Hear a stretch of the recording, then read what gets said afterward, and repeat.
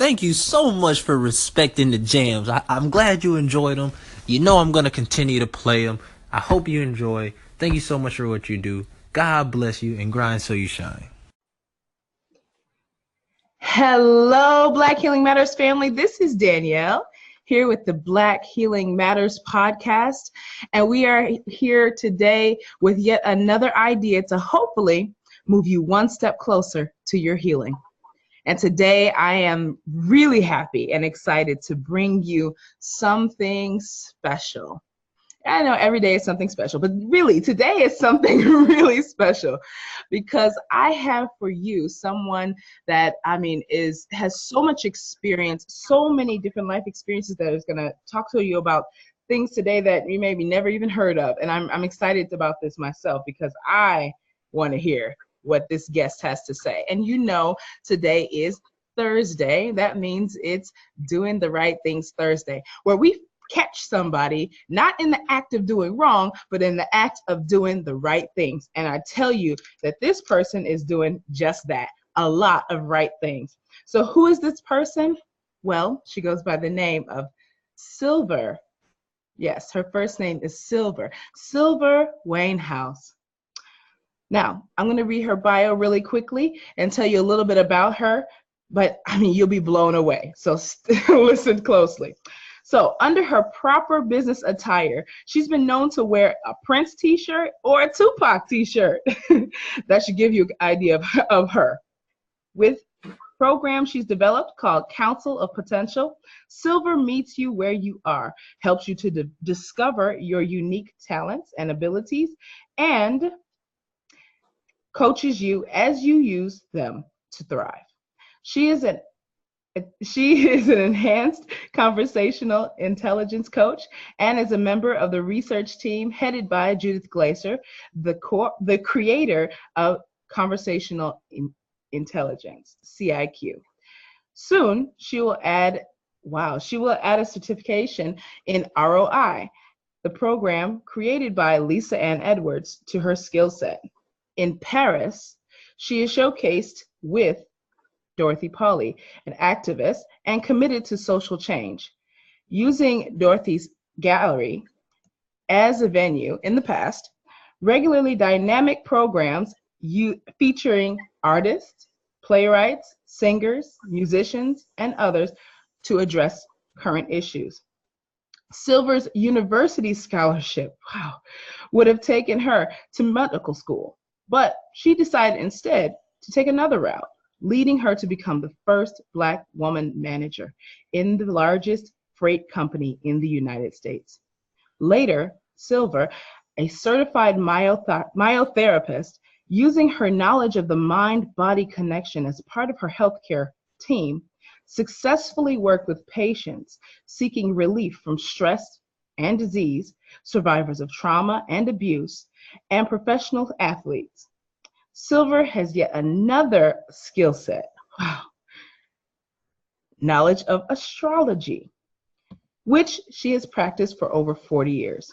Silver was once billed by Borders Books, where she often spoke as an alternative to the Super Bowl.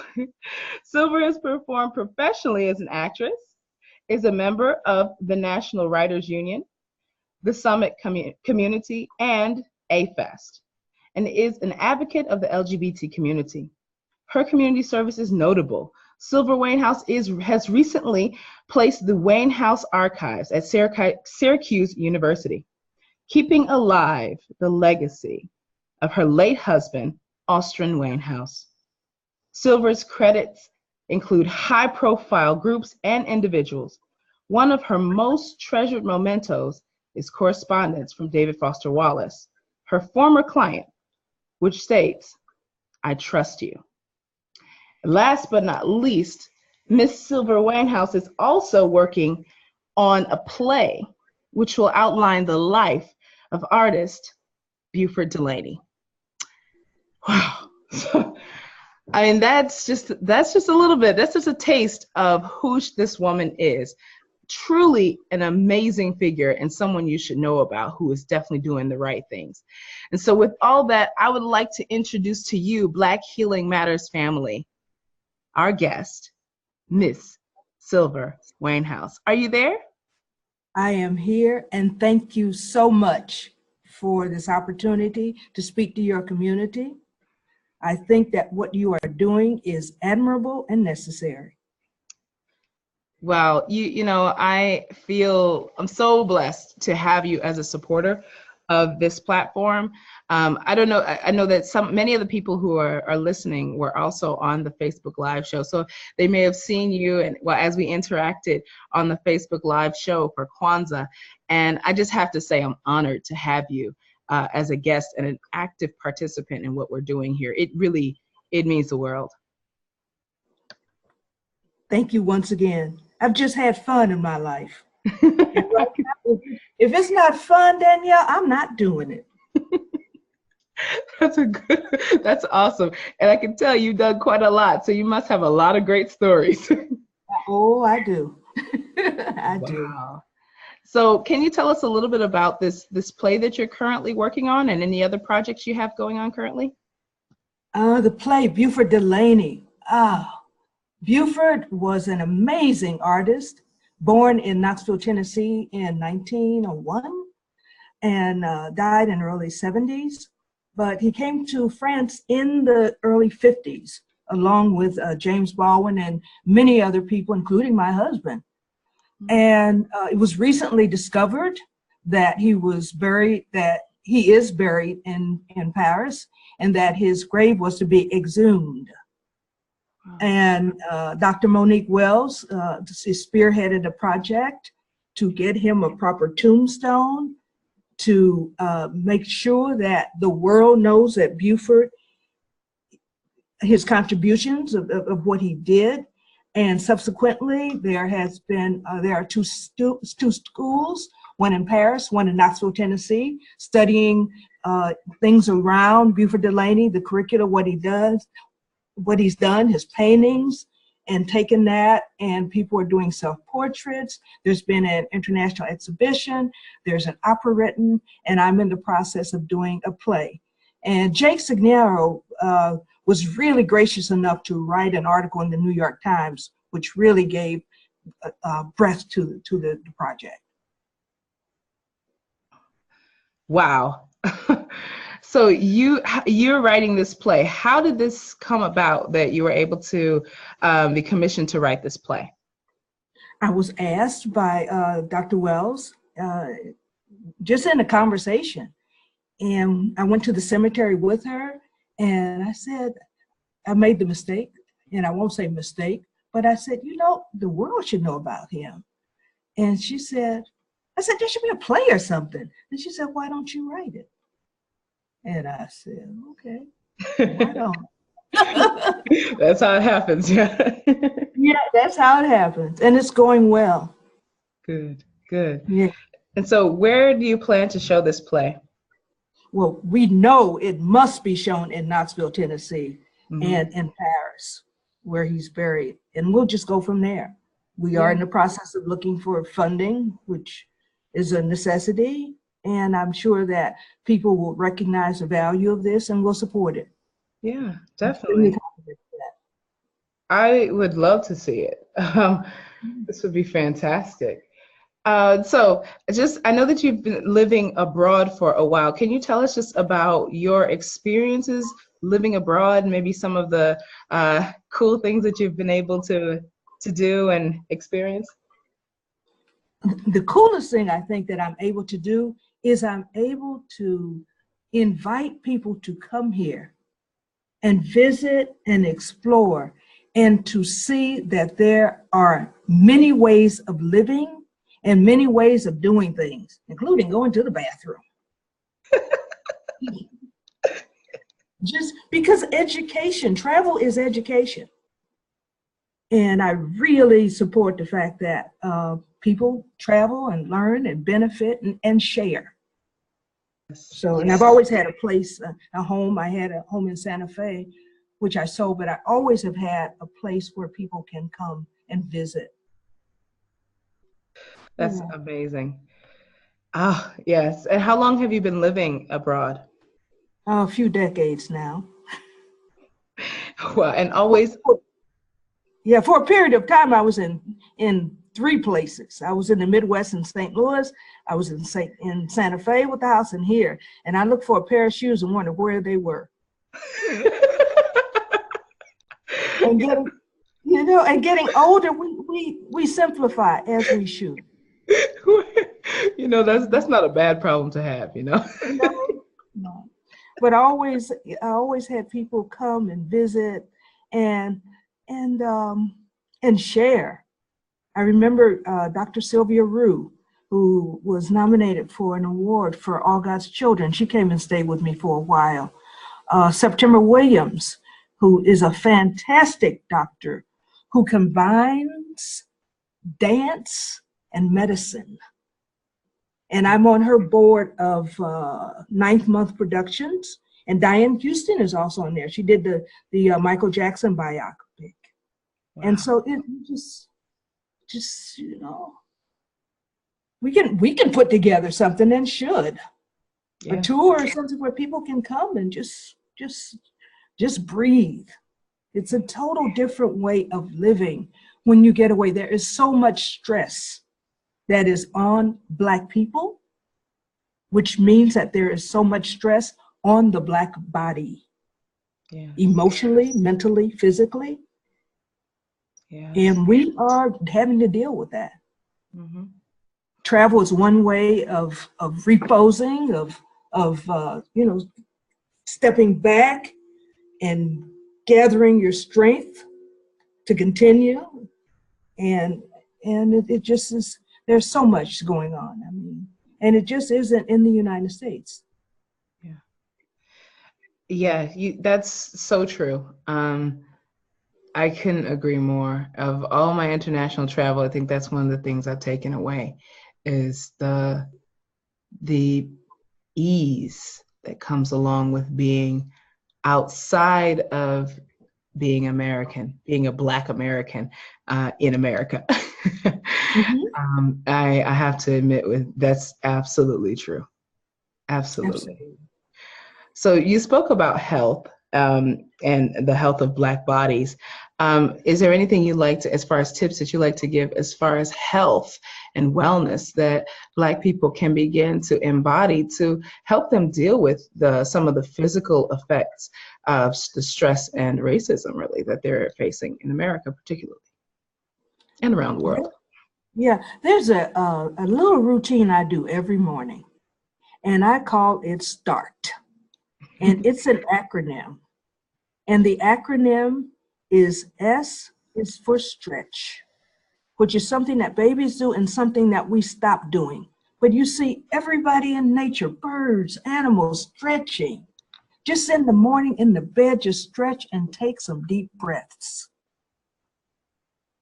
And the T is to talk to yourself. You wake up and you tell yourself and your body that you are grateful that you have awoken, that you give thanks for every breath that you take, for every heartbeat that you take. Because in our lifetime, living to be 80 years old, I think you take some 3 billion, you have some 3 billion heartbeats. You know? Amazing. Yeah, it's something like 3 billion, 42 million a year.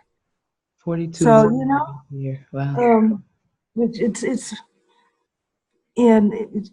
just important just to thank the body and to love the body, to appreciate the body. Mm. How many of us, when is the last time you stood, and I'm talking about your audience, stood naked in a mirror and looked at yourself? It's been a while. And we should do that. And because there are a lot of things you can learn from doing that. You can see various things that are going on with your body that you may not have noticed. Dimpling in a breast, a rash that you keep scratching that doesn't seem to go away, discoloration, things that you should call attention to the next time you go to the doctor. So true. That's so And true. yeah, everybody, I have seen, I don't know how many people naked, 1,000 easily. And every single body is beautiful. Yeah. Every single body is a miracle. Wow. Every single one. There Wow. is no ugliness. There is difference, but there is no ugliness. Now, the T is to talk to yourself. And in talking to yourself, tell yourself what you want to get done that day. What your number one intent is. Mm-hmm. The A is to be active. Get up and move your butt.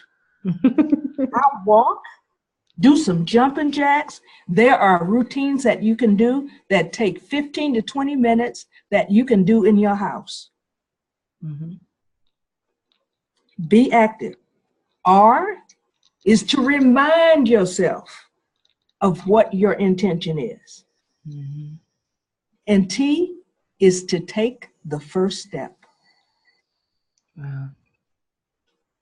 Drink water. You will drink more water if you have a glass or a sports bottle next to your desk or with you. When it's there, you will be conscious of that and you will drink more water if that bottle is there. Pick a water bottle you like, a color you like, a saying you like, and fill it and drink from it. Yes. Yes. I totally agree with that. When I was in high school, I went to a boarding school in high school, and I was known on my boarding school campus as the girl who carried around the half-gallon jug of water everywhere. But you're right, is that when I had that jug, I was always drinking water. I was easily drinking a gallon of water a day. And it's so right on that when I got away from that habit, when I stopped carrying a bottle, when I lost my favorite bottle and months went by, those were the times where I fell into, the symptoms of dehydration and just overall sluggishness and just not feeling good. So that's so right. I agree. Hydration is so important. It affects blood pressure. Mm-hmm. It affects the appearance of your skin. Yeah. And constipation. You do a lot of constipations from not drinking enough water. Yeah. Constipation is related to kidney. Kidneys. Yeah. That's true. And what we eat, huh? Mm-hmm.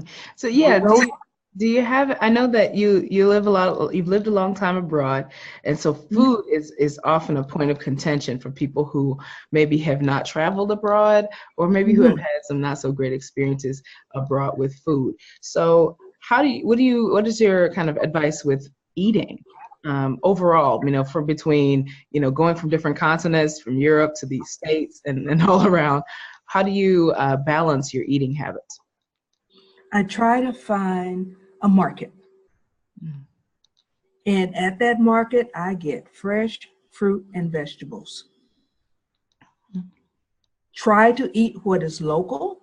If you go to a restaurant, order the plate of the day because that's probably the freshest. Yeah.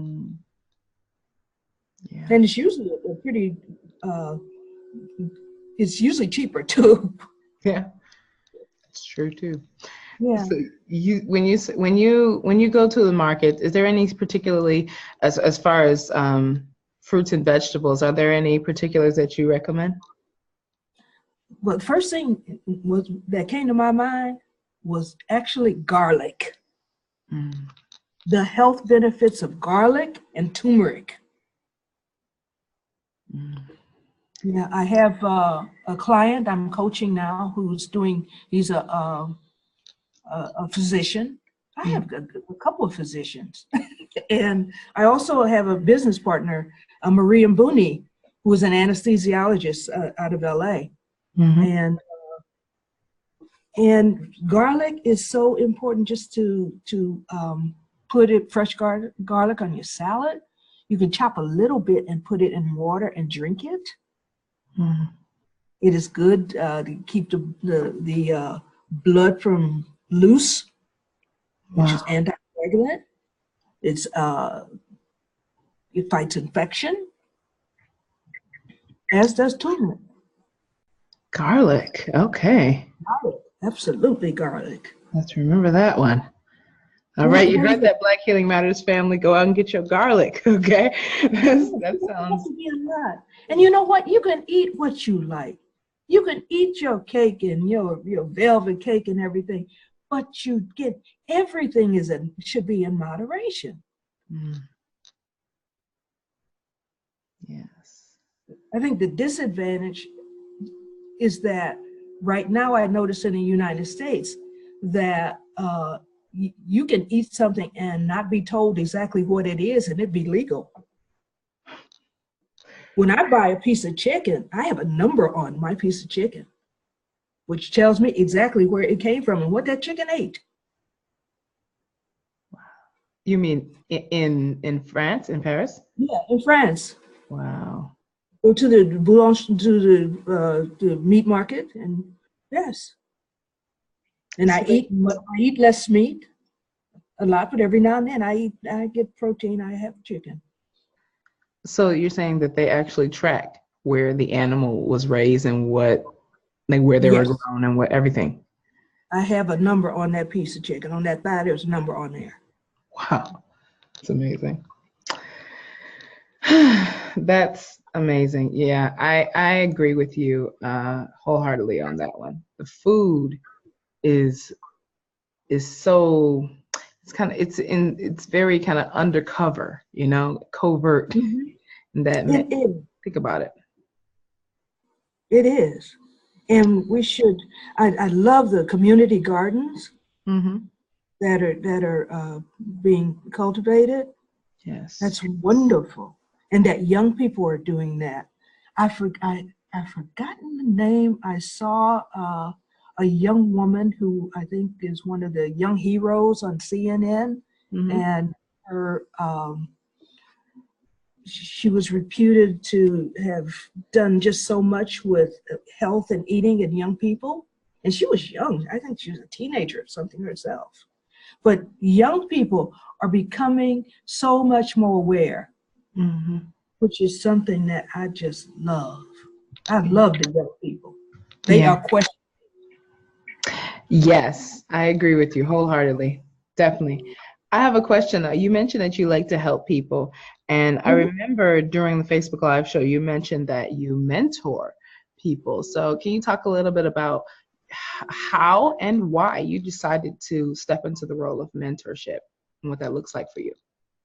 Oh, I've been doing it for a number of years. Mhm. And I have a program that I've developed, and I call it my GATE program. And GATE is an acronym for gifts, avenues by which your gifts can be exploited and shared and used. T are the traps that we fall into, and E are the ways in which one becomes empowered. Mm. And the basis for a lot of what I do is my expertise in astrology. I have, for many years, been a student of astrology, and I say a student because it's one of those things that you learn more and more and more about, and the study never ends. But I'm pretty proficient, and just using that as a basis for self-appreciation and discovery of one's gifts and abilities and talents, and seeing the ways through which naturally a person more easily expresses those abilities and how they can be compensated monetarily. Mm. So you believe in gaining money from your gifts? I believe everybody should be paid, and that most people are underpaid, particularly Black people. Yes, yes. I agree with you on that for sure. I couldn't agree more. The talent is there, but you know. Everybody's benefited from our talent. That's the truth. Everybody. That's the truth all day. Me Too, this Me Too movement that Tamara Burke started 10 years ago. 10 years ago.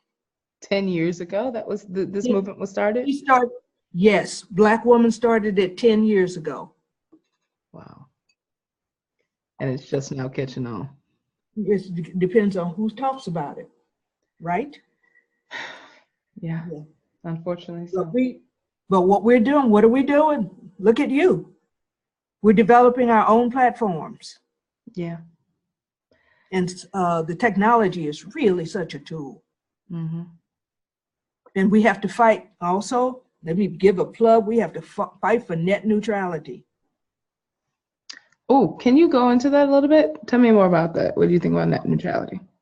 Well, the fact that I think that everybody should have equal access at any time to everything.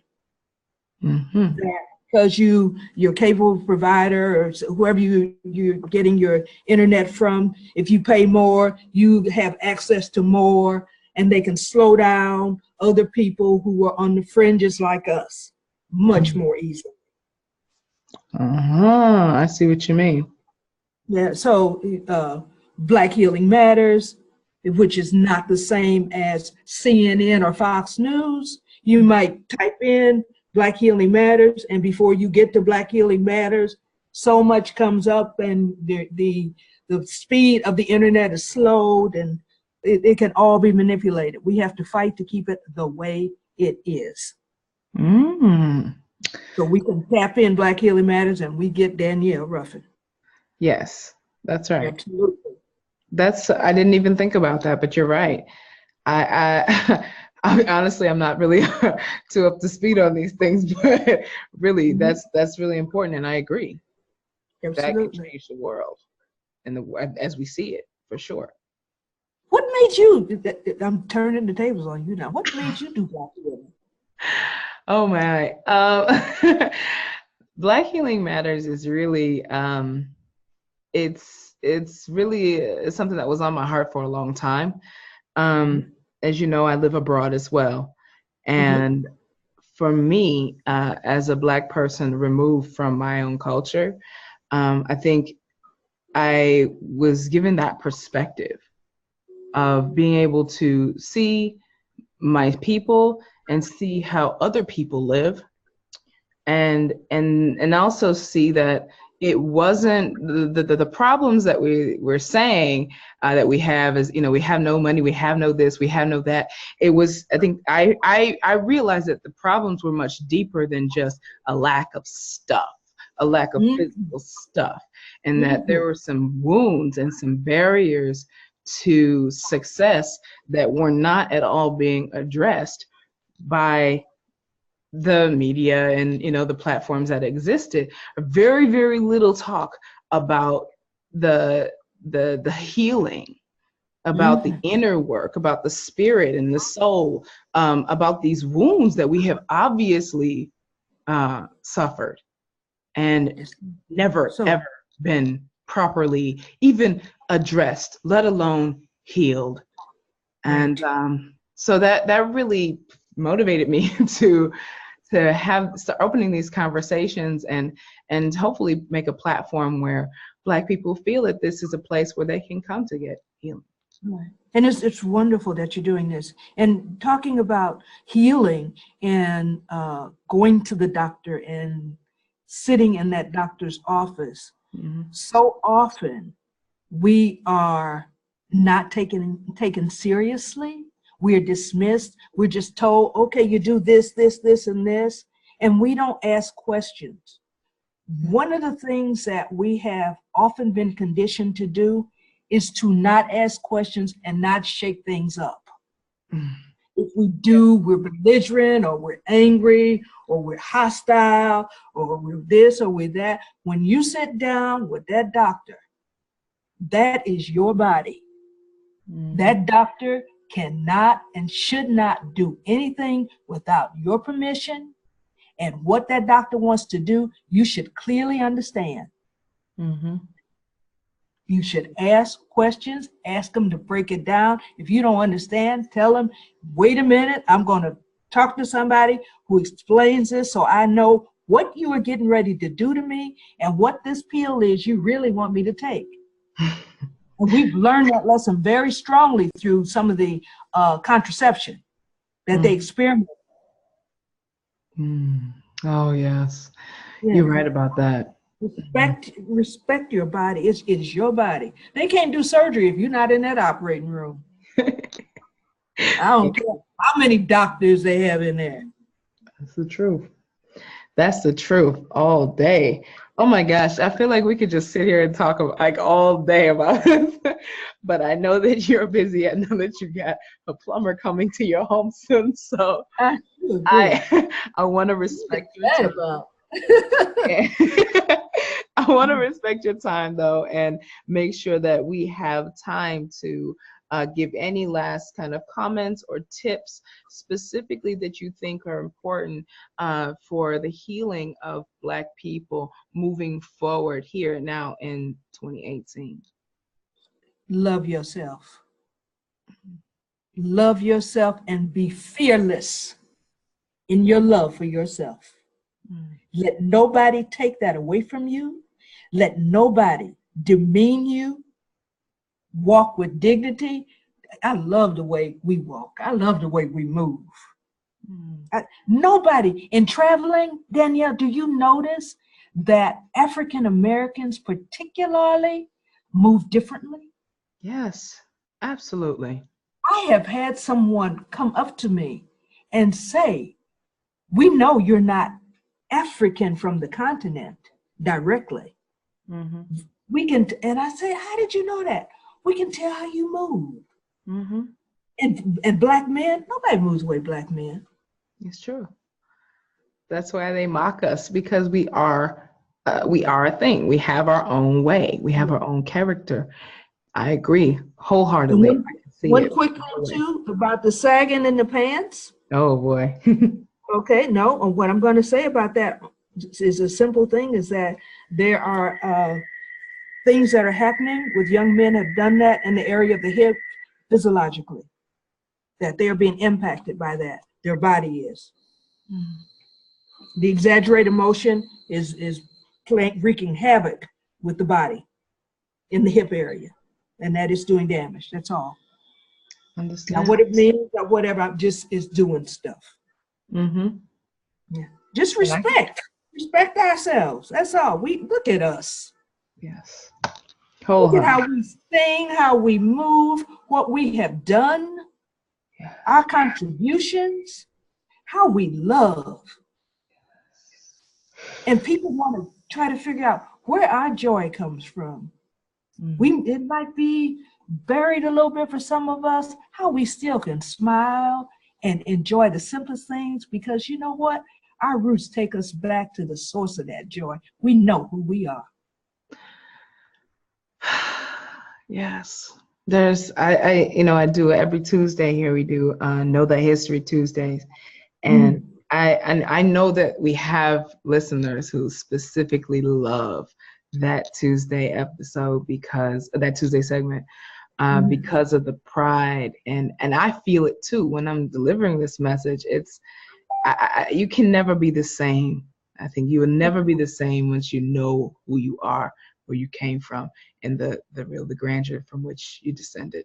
Never is. That's your most powerful weapon, dear.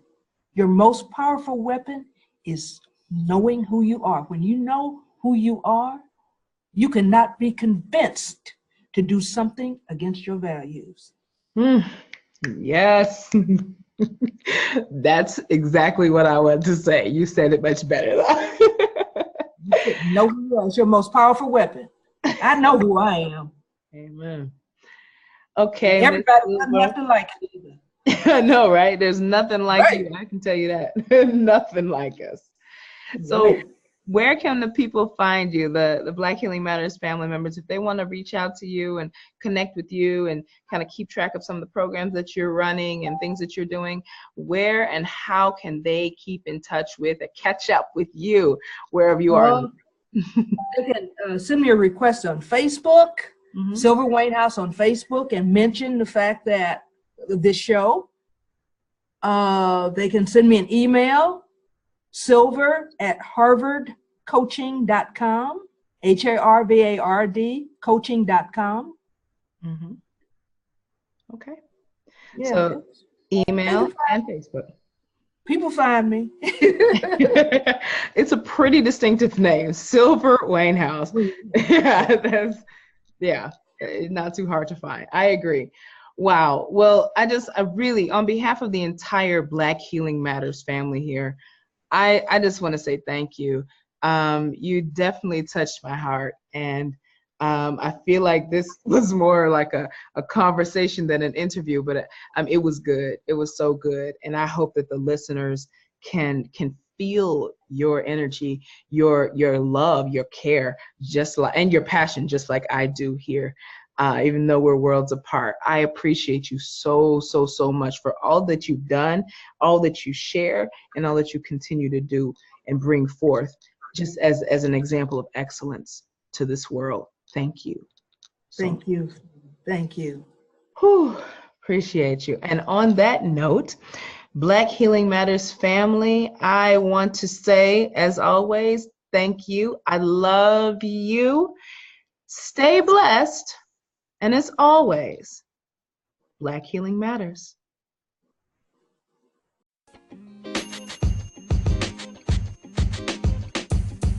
The podcast you just heard was recorded with Anchor. If you want to make your own, download the Android or iOS app completely free from anchor.fm/podcast. That's anchor.fm/podcast.